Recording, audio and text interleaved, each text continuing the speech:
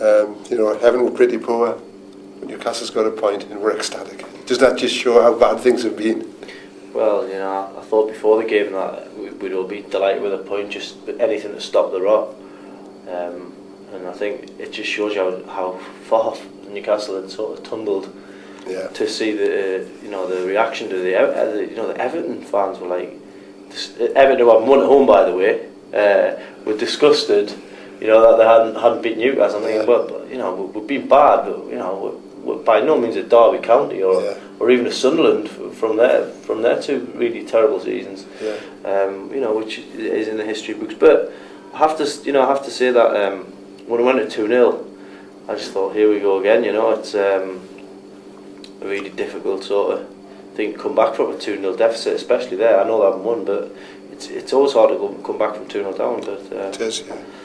But as ever, if you can get something on the stroke at half time, the psychological difference that makes vital goal was unbelievable. And then to score straight, it was like Everton were caught flat-footed when Taylor. It was like being a dream. You had to pinch yourself. But you mentioned how disappointed Everton were.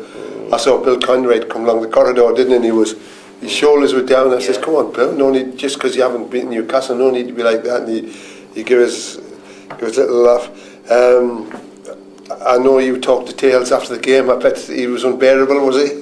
Well, I mean, it's the great thing about someone like Stephen Taylor, that they're so enthusiastic about what they're doing, and it's nice to see someone who's actually proud to play for the club, and he stood there with his tracksuit on and just delighted, just reveling in it really, which any young Geordie sort of would be, I mean, there's a lot of people who love to be in that position, and it's great that he makes the most of it like that. I'm not sure what he was doing at the sort of back stick in the sort of left wing area to head that one. How can the right back be found playing outside left? But you mentioned Stephen Taylor there, of course, he scored the goal. Damien Duff scored the other goal.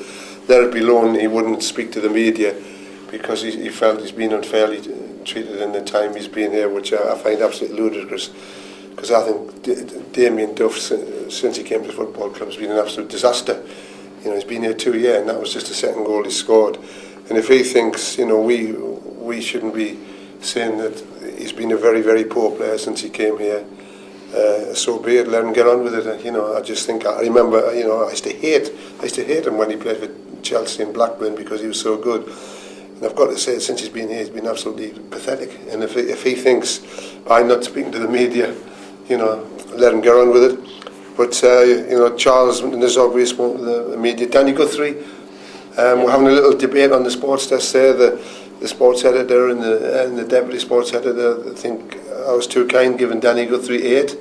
But I thought, maybe we saw a broader picture than come on the television, because watching him yesterday, I thought he was tremendous in the second half. Yeah, well, all I can go off is what I saw with my own eyes, and what I did see was a hard working sort of midfielder who was, he regrets what he'd done against Hull City. Yeah, and you've talked to him obviously after the game. Yeah, and it's one where he can't sit down and cry about it. He's got to get on with it, and that's what he did at Everton. I think he covered nearly every blade of grass, to be honest. A lot of time with midfielders, sometimes there's no final product, but it's off the ball. It's chasing people down. It's closing people down, isn't it? And making others like force a pass out of the opposition and stuff like that. So I think he'd done well. Yeah, actually, George told me on Friday tea time that he was going to play Shola up front instead of Cisco. He did. Yeah. what can you do? You only take them at face value. I'll have to have a little word with him, not that word. But in the end, George, he went for Damien Duff up front, and we've got to say, well done to Joe. I spoke to him finally after the game. He went up and saw the national media, even though he said he wouldn't, and at one stage I thought was going to go off it again, but unfortunately, I just said to him, is this a bigger job than you thought it was, Joe? And he says, no.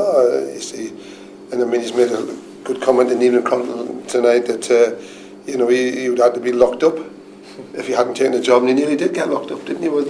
You saw the police. I mean, I think that was just pathetic, really. Yeah. Was it the fourth official? Was it? Well, it was the policeman said to the fourth official, "Do you want me to get rid of this guy?" And the fourth official you know, Jobsworth said, yeah, get rid of him, and you know, I mean, he wasn't on the. It's a touchline ban. He was nowhere near the touchline. So as far as I'm concerned, I just think it's really petty.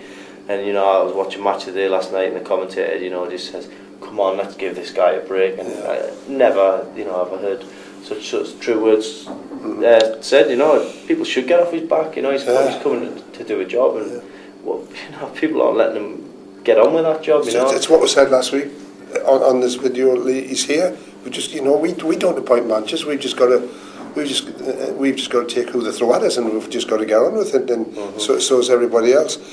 But as I say, we'll be dancing back downstairs to our desks on top of the world. And Mr. Everton there, the old cameraman, is yes, 2-2 it was, is really depressed because Everton couldn't beat Newcastle United. And all I can say, Lee, is roll on Manchester City. Yep.